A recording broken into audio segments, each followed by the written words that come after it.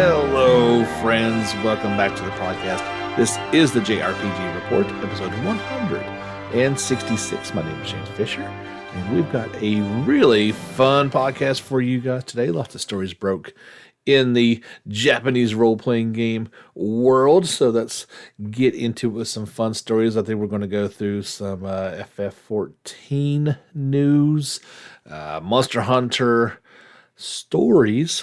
2 is in the news. Edge of Eternity popped up.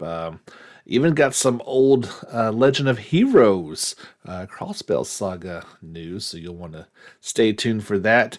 And just a bunch of things here and there. But let's start with Final Fantasy as the big Final Fantasy 14 Fan Festival 2021 went on. So we had anticipated we would get some Endwalker news, and that is exactly what happened.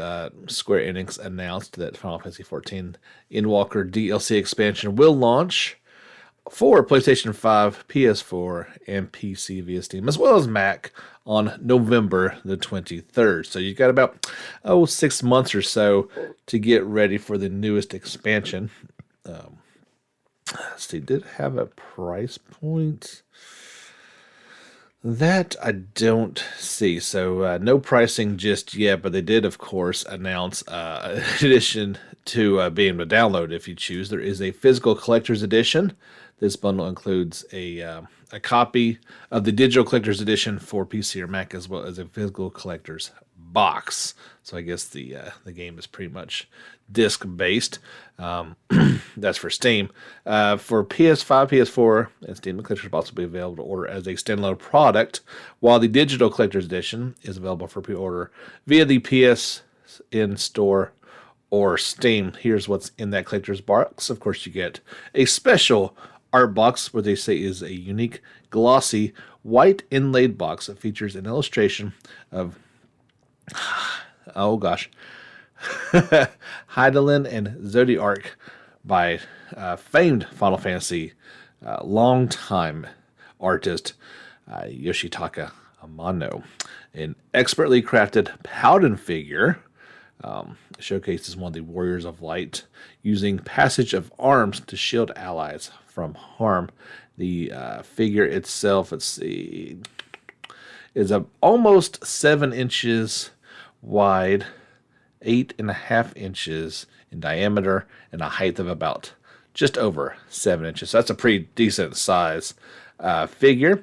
An art collection and frame set. This is going from key visuals from all the series, all the way from version 1.0 through Endwalker. An ASM pin and a Loperit mini plush. I guess that's how you say that. The plush itself is about 6.5 inches tall. The digital collector's edition, you get the in-game, this is a new mount to the series. We'll talk about it in a minute, the Aron mount. A new in-game item, the Wind-Up Parm minion. And a new in-game item, the Death Scythe Reaper weapon. We will talk about that, I think, a little bit later. Pre-orders for any edition of Windwalker from participating retailers include the following bonuses. You get early access to it. Early access is tentatively scheduled to begin on Friday, November the 19th at 1 a.m. Pacific time, allowing players to play it before. An in-game item of the Minfinia earring, which is, they say, a gorgeous earring, which is a design that draws inspiration from the moon, and the aforementioned in-game item Wind-Up Palm minion. This is one of the young twins from Final Fantasy IV, so that's obviously pretty cool. You can't help but kind of get those Final Fantasy IV vibes from Endwalker, period, since it's on the moon, which, spoiler alert, if you've not played FF4, which you've only had about, 30 years or so, that is at the very end, in uncharacteristic Final Fantasy fashion, you do end up going to the moon. Highly recommend that, of course. Square Enix also announced some new content for Endwalker. The first up is the new job, the Reaper class. They say the Reaper is a scythe-wielding melee DPS specialist who calls upon an avatar from the void to join them in close-quarter combat. Reapers can even serve as a host for their avatar. It's a brutal, flamboyant fighting style that's quite unlike anything else in FF14. And kind of an odd thing is, if you played Final Fantasy XII, you know the race of Vieras, which Fran was a part of. Well, there's a new playable race, and that is the male Viera. They, I don't recall males. Maybe they were out and about, obviously, not to get too specific, but you kind of need both to have a species. In particular, if you remember the village, and there weren't too many dudes hanging around. But male Viera will join Endwalker as a new playable race, giving the Warriors of Light yet another race to enjoy during their adventures. There is the new city of it's a new city to the series, but it's the old Charline? I guess that's how you say that. You can travel to expansive new areas of Labyrinthos and the Mare Lamentorum. Labyrinthos is an artificial training ground that's quite unlike anything the Warriors of Light has seen before. For something a little less earthbound, you get to traverse the stunning lunar landscape of the Mare Lamentorum. New tribes to encounter include the Laparatus. They are bunny-like creatures who add a touch of adorableness to the expansion. New threats to overcome, so another homage to FF4 and even FF10. The Magus Sisters. You'll be pitted against some particularly tough foes. The trio of troublemakers first appeared in FF4 and later returned to support Yuna as powerful Aeons in Final Fantasy X. Now they're back, and this new form may be the most intimidating yet, they say. A new Alliance Raid series, The Myths of the Realm, and a new data center, Oceania, highlight some of the other additions to the game. There was a plethora of new images and videos that came out for it, so you'll want to head over to our YouTube channel to check those all out, including the new mount. You get a video for that.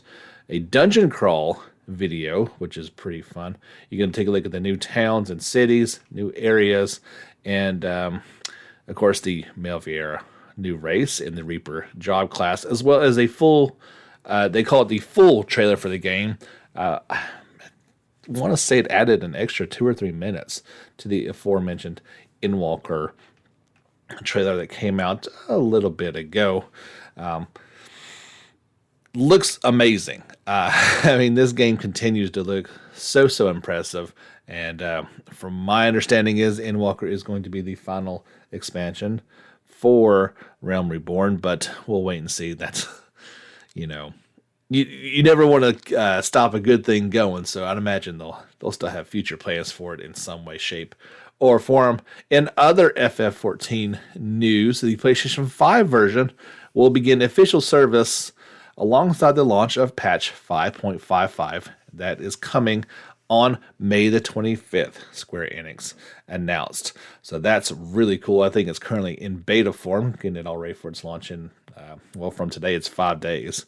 The PS5 version features faster load times, 4K resolution support, high-resolution user interface, DualSense wireless control haptic feedback support, new trophies, and 3D audio support. Very, very cool stuff. They also had a roadmap for it. So, of course, on May 25th, you get patch 0.55. In July, they're going to have a Make It Rain campaign. Sometime in June or July is patch 5.57. Shortly after that, July or August to 5.58. In August comes the Moonfire Fair / The Rising. In September, they are getting a Final Fantasy 15 collaboration event returning. And then, as we mentioned before, finally, on November 23rd, you get the Endwalker expansion launch. So the Final Fantasy 14 Fan Festival was quite amazing and awesome. And they are got lots of big things coming down the road. I did get just a short little tidbit. As part of that patch, there's going to be some Final Fantasy 12 inspired armor sets. That's always a cool thing. One of my more favorite Final Fantasy experiences. One of the female characters looks like Penelo, so I guess that's kind of where they're going with that. And there's one of the female characters has some Viera look to her. That's always very good stuff. So if you are a Final Fantasy 14 online player, you've got a lot to look forward to, and many, many more memories to create coming down the road. Last week we said that this was going to be the final trailer for Final Fantasy VII Remake Intergrade, and that was true. But they did have some more screenshots and information come up about the game, being dangerously close to too much information, as Square Enix always likes to do. What I do like, and this is a cool thing, they had a cool new key visual feature. If you recall, back with Remake, they kind of had the group facing, I guess, the quote-unquote camera, looking at, you. Well, they flipped that image around, and you can actually see what they're looking at, which is overlooking Midgar, assumingly, at the end of Remake Part 1. This would be something that they would be doing and looking back over the city as the sun rises. It's just pretty cool to kind of see the backside of the characters, and as they're overlooking it, it's a beautiful image. There was a bunch of other images that came out, as well as some information about Nero. So if you saw the latest trailer, he is the very odd-looking character. That's putting it nicely, with at least 10 arms, mechanical arms going up behind him. Very creepy-looking dude. He is the brother of Weiss, who's another character, bad guy we're going to be running into in Project Intermission. They say Nero is a member of the elite unit within the Deep Ground, known as the Civets, I guess is how you say it. As a result of experiment that brought him into the world, he has the power to control darkness. You see in the trailer, he's kind of enveloping everything in the darkness of the abyss. It's pretty creepy looking, to say the least. One of the other things that I wish I hadn't seen in the trailer was Scarlet jumping in there with her giant piece of. My first assumption was it looked like a modern day Magitek armor from Final Fantasy VI.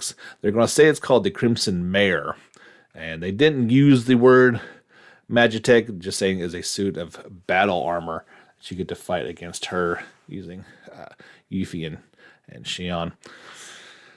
Cool looking fight.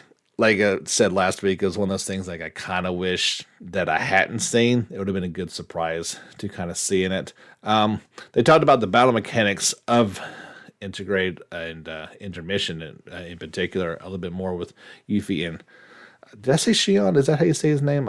Sonon? I haven't figured out how to say his name exactly. Sonon. You can't control him, but he can be given orders. So by pressing L2, it will engage synergy with Yuffie, allowing them to team up for special attacks to more easily stagger enemies. If both Yuffie and Sonon have ATB charges available, they can perform synergized versions of certain attacks, including the synergized Art of War, which is a buffet of enemy blows. You buffet the enemy with blows, and all subsequent attacks deal increased damage. Kind of just looks like since there's only the two of them, that they really focused on more team attacks, which is what you would really need to gain any sort of advantage in combat with only two as opposed to your normal three. A synergized windstorm will create a gust of wind that damages nearby enemies and launches them towards you. That's really cool. Of course, limit breaks are back. Yuffie's limit break of Bloodbath will unleash a flurry of blows that deals a large amount of damage. Sonon's limit break is Dance of the Dragon. Deliver a myriad of blows with your staff, doing a large amount of damage. They detailed the minigame Fort Condor, which when I was playing the original game, I was no fan of the Fort Condor section. You guys kind of know my struggles with RTS and strategy type games. This looks to be a little bit different, more like a modern day chessboard. My first thought when I very first saw it was kind of more like the digital chess game that Luke and Chewbacca play on the Millennium Falcon, kind of like a modern version of that. They say the minigame Fort Condor is a game of strategy in which two players deploy units to conquer their opponent's base and defend their own. Recently, the game has seen an uptick in popularity in the Sector 7 Undercity, and word on the street is that those who defeat the Grandmaster win a rare orb of materia. First, select what board, which determines the number of ATB charges and materia available to you. Use along with the units you wish to deploy. So it looks like it's a pretty complicated system to go. Your units will be assigned one of three roles: Vanguard, Ranged, or Defense. These roles determine what enemies will be effective against, like a rock, paper, scissors type of deal. Materia can be used to cast powerful spells, but keep in mind that each orb can only be used once per match, so timing is everything. In the new trailer, we got to see a old familiar friend in the summoned category of Ramah. Apparently, and this is according to Twitter, so it must be true, R-A-M-U-H, Ramah, Ramu, is apparently it's supposed to be pronounced Ramu, as in R-O-M-O-O. I don't know how you've pronounced it all these years. Was news to me, and it sounds ridiculous, so I'm not going to do that. If you have the summon materia equipped and the summon gauge is full, you'll be able to invoke a powerful entity to aid you in combat. Summons fight alongside you automatically, but you can issue commands to them using your party members' ATB charges. Just before the entity leaves battle, they will deliver the devastatingly ultimate attack. The fabled Lord Levin is capable of bending lightning to his will to strike down enemies. It is said that once he cast judgment on the wicked with mighty bolts and exhorted humanity to accept the ways of law and order, his ability is Voltaic Lance. He summons a lance of lightning that deals damage to nearby enemies for a short period of time, but of course, has been for a long time, his ultimate attack is Judgment Bolt. Conjures a powerful lightning storm that lays waste to all enemies on the battlefield. One of the, I was going to say one of the few bright moments. There was plenty of bright and memorable moments in Final Fantasy 15, but certainly one of the best was when you finally got to summon him under random circumstances. It just kind of happens, right? In Final Fantasy 15. But yeah, this game looks pretty incredible. At this moment, I've been trying for the past couple days. I got the green light from the wife to try to win the PlayStation 5 lottery, which seems like that's what you have to do in order to win one of these things. The rumor is that today, May 20th, was going to be a big restock day. So pretty much as soon as I get done wrapping up this podcast, I'm going to open up a bunch of browsers on the computer and log in and have payment information ready and all that stuff. And hopefully one of these things will drop. I think yesterday they had a few of them available, but like GameStop had them, but they were bundles, which... like the bundle, I didn't want the games that were in there necessarily, and that's even more expensive than this crazy. Anyway, so wish me luck, and maybe I can get this so that I can play Remake Intergrade when it launches on June the 10th. Capcom released a new official story trailer for Monster Hunter Stories 2, Wings of Ruin today. It said that was a more story-based trailer, so kind of explaining some of the things that are going on in this sequel. If you are interested in checking that out, it just came out this morning, so the story introduction trailer. That's what it was called. If you'll head over to our YouTube channel, you can check that out in full. I don't want to ruin anything for people who want to keep that a secret, so you can watch that if you so choose. Capcom will also host a Monster Hunter digital event on May the 26th at 7 a.m. Pacific Time. That's 10 a.m. Eastern Standard Time. It will feature information on Monster Hunter Rise version 3.0 update, and of course on the upcoming Monster Hunter Stories 2, Wings of Ruin, which is due out for a Switch and PC via Steam on July the 9th. You can watch it on YouTube. It will have both English and Japanese support.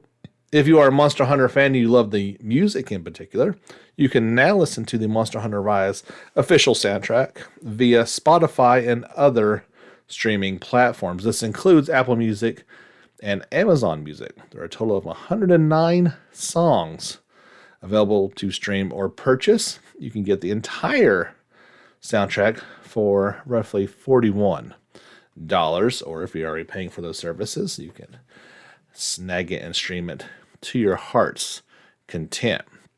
We had mentioned a few weeks ago, I believe, about Ni no Kuni 2 getting an ESRB rating, which means it was coming to the Switch, and that has finally been confirmed. It will arrive on Switch on September the 17th. It will include it will launch both physically and digitally on September 17th. That's in the Americas and Europe. And it's going to be full priced at $59.99. The game first launched for PS4 and Steam back in March of 2018. They say, in addition to the full critically acclaimed campaign from the original game, they're calling this the Princess Edition, of course.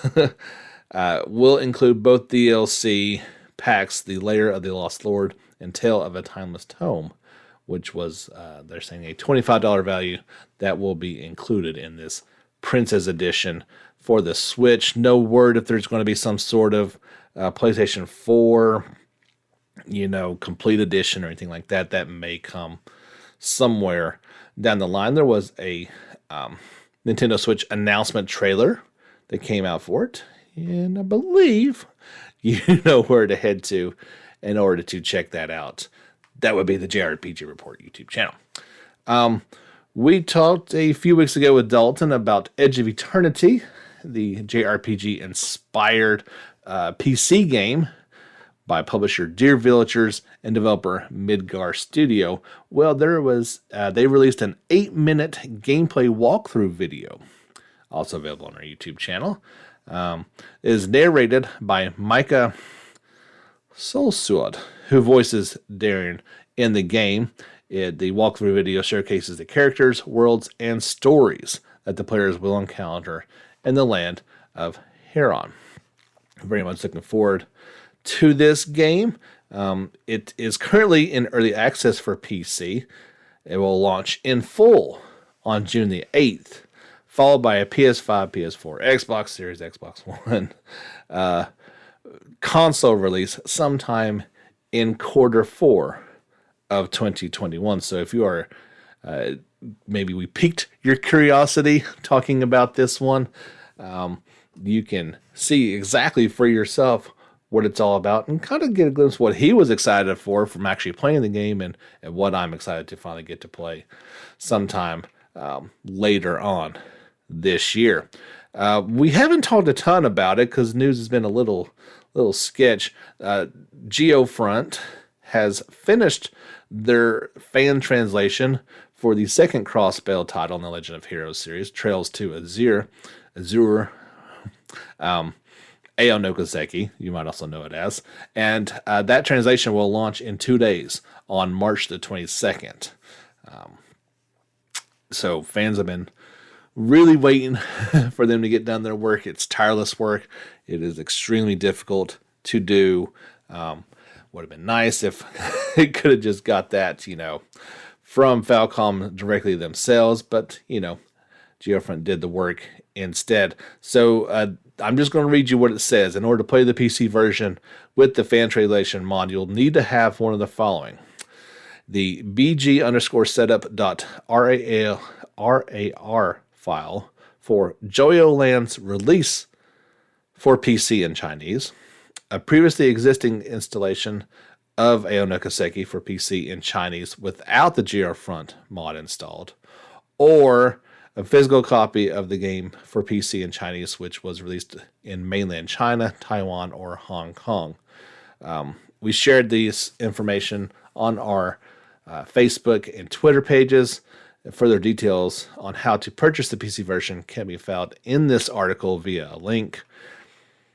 There you go. I barely understand what they're saying there myself, so you'll want to follow the link. I'm sure some of you are a little more PC savvy than I, and will be able to knock this out no problem. There was a awesome new trailer for the fan translation. We've got that linked on our YouTube channel. It's really, I give a huge round of applause to Geofront for doing this. It's kind of a shame that we don't have these games available in the West for consoles. It's cool that this is finally available for PC owners, but Falcom really needs to get these out there. When I've talked with Legend of Heroes fans, which of course I'm a part of, they really hold the two Crossbell games in high regard. And eventually I'm going to find out what it's all about. Maybe this is the beginning of that process actually happening. Very cool stuff from the fine folks over at Geofront. Square Enix released a bit more information and some awesome new screenshots for its upcoming sequel, Neo: The World Ends With You. This included the new characters Suzukichi, Sanganumi, Fuya, Kennen, Motoi, the Threads and Remind systems, shops, brands, restaurants, new locations, and pins. I put all the images together into a slideshow. You can check it out on our YouTube channel. But if you'd like to read all about this game, I talked about it a lot, so I don't want to say too much more for it. We want to keep it kind of fresh for yourself. Head over to our Facebook or our Twitter pages, and you can read all about this stuff. But it definitely talked about the team battles, which they're calling Turf Wars, Scramble Slams. That's pretty cool. The new characters, the Ruin Bringers, they say they're known as the strongest team, with a big old strong dude to lead them. That is Tsuchikechi. I believe that's how you say the name. All the new characters, the Deep Rivers Society, which is who Fuya is a part of. The Vieira Beauties, which is who Kennen is a part of.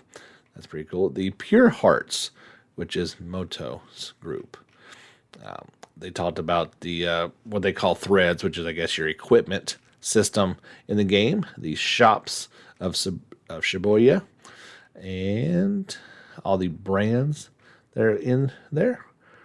All kinds of good stuff for you to go through. If you are a fan of the first World Ends With You, no doubt you are looking forward to this one and all the fun things that are going to be involved with it. I did hear one of the commenters on one of our videos did mention there was going to be some light social link aspects to this game.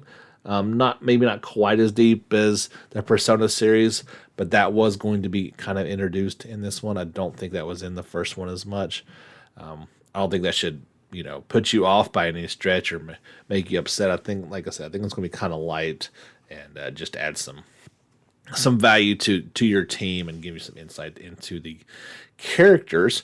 In addition to those images, Square Enix also released the opening movie for the game, which is due out for PlayStation 4 and Switch on July the 27th worldwide.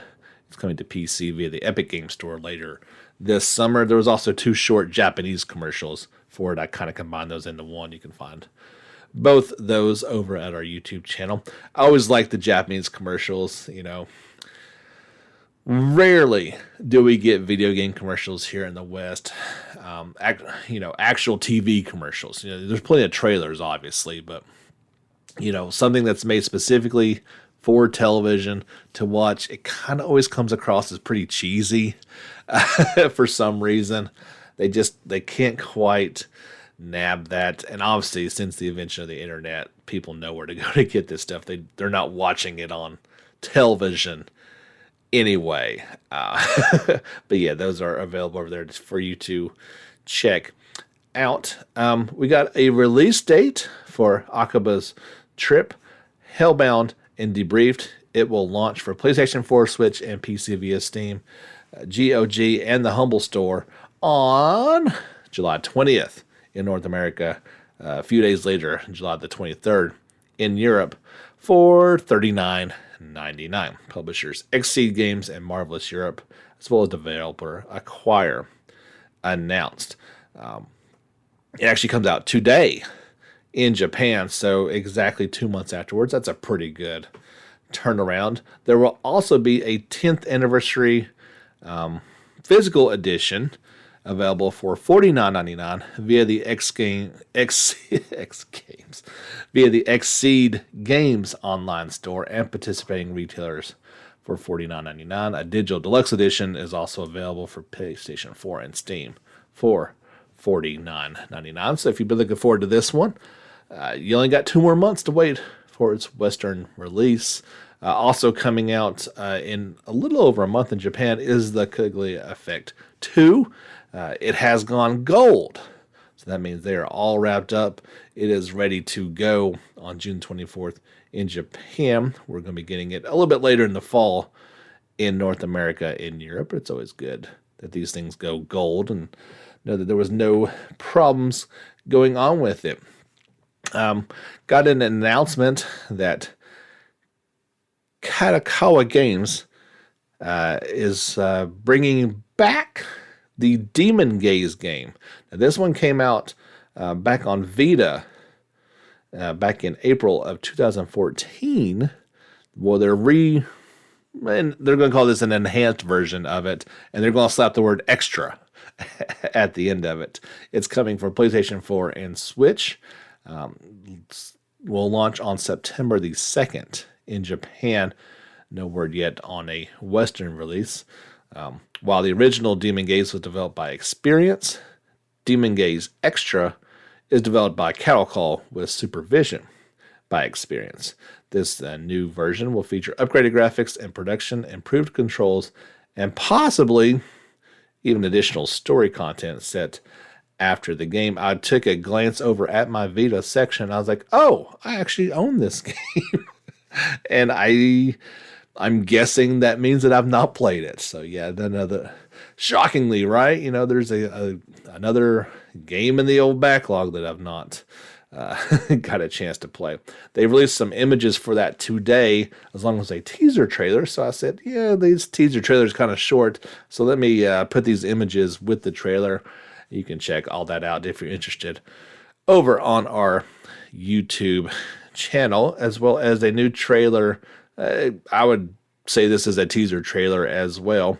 And I meant to do this to take Dalton's pronunciation of this game and make it into a little sound file that I could just insert at any time, because he's got it knocked down. Shinran Ninja Tyson Neptune Sugoshu Tasi no Kyokuden. There you go. That's my best try. They added the female Goi the Crow from Shinobado Way of the Ninja game. That was a PS2 game, I do believe. I'm not even sure if that made it over here. But yeah, they've added some new characters for that Shinran Kagura Neptunia crossover action RPG game that I won't say again. But if you're curious about it, if you've played maybe that original Way of the Ninja game, you'd be like, oh, I remember that game. Let's see how it looks in some slightly better graphics, right? In other news, Sega will host the Phantasy Star Online 2 New Genesis Prologue 4 live stream on May the 25th at 20:30 Japan Central Time, the publisher announced. You can watch that on YouTube. The live stream will feature the latest information on the game, including new fields that were not playable in the closed beta test, characters that appear in the story, scratch items, and more, as well as the post-launch roadmap will be introduced. So if you're looking forward to that, there's another live stream to check out. A game that's been out for a while for other platforms, that is Dragonstar Vanire. It first launched for PlayStation 4 in June of 2019 in the West. Followed that up with a PC version. Well, Idea Factory International has announced that the Switch is finally going to get it on May the 27th in Japan via the eShops. That's digital only. Compile Heart announced. No word on if it's coming to the West or not, but I'd say it's a decent possibility. We shall wait and see. This one kind of came under the radar, and I only heard about it at the very end. Tales of Arise put out a couple screenshots as they are starting to introduce some of the other characters. I guess the first one, this is from their Twitter page, the first one is that big old bad guy that was in one of the latest trailers.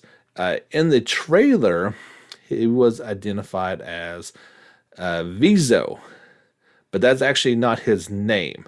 He is called Balseph, Balseph, and he's got himself a little throne to sit on in Caligula, and then there's 4 images in total, in addition to him on the throne and with his giant axe. No more information that we didn't already know, just that he's one of the people that's kind of overseeing the subjects of the Donan people and misusing their astral energy. He collects the slave. After the slaves collected, he then takes it for himself. So yeah, nothing new, but it is cool to see these new HD images and get the proper name for this big old bad guy. Tales series have always kind of had some of those antagonists that you've got to go up against, and big dudes seem to pop up from time to time, and big dudes like to wield big axes. So looks like that'll be quite a test here pretty soon.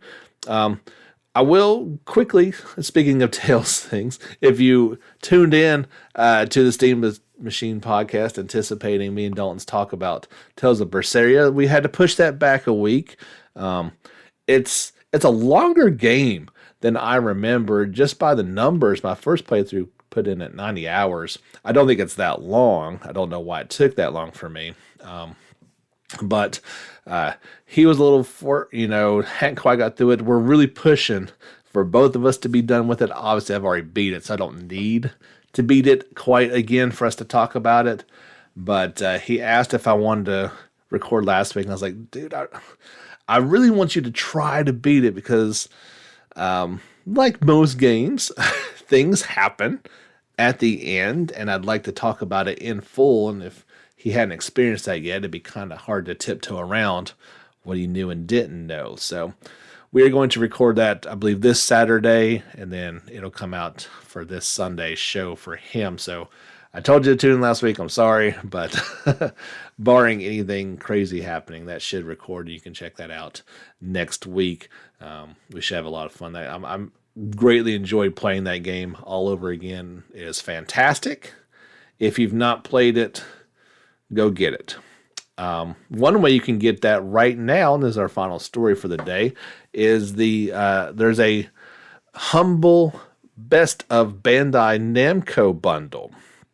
One of the games in there is Tales of Berseria. So here's how it goes. So they say, here are all the games available in each tier of the bundle. As a reminder, you get all previous tiers when you beat the average. Pay $12 or pay $20. Refer to their website and rules as far as that all goes to. So that is, but for $1 you get Pac-Man 250. That's pretty cool. If you beat the average, you get Little Nightmares Complete Edition, Rad, and Tales of Zestiria.